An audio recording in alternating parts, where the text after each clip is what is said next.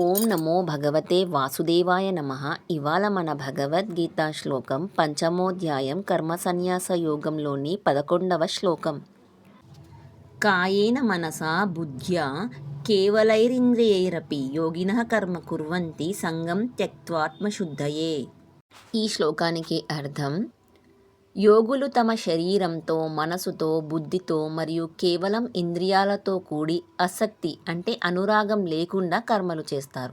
అలా వారు ఆత్మశుద్ధి కోసం మాత్రమే పనులు చేస్తారు, ఫలాపేక్ష లేకుండా కేవలం కర్తవ్య బుద్ధితో. Yogis perform actions with their body, mind, intellect, and even the senses without attachment, doing so for the purification of the self. శ్లోకం ద్వారా మనం తెలుసుకోవాల్సింది ఏమిటంటే, కర్మ చేయకుండా ఉండకూడదు.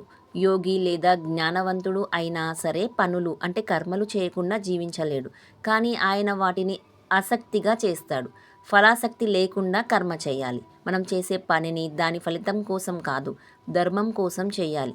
ఫలముపై ఆశ పెడితే మనసు కలుషితమవుతుంది. మనమందరం భగవద్గీతను చదివి విని జ్ఞానాన్ని పెంచుకుందాం. ధర్మాన్ని కాపాడుకుందాం. ధర్మో రక్షతే రక్షితః.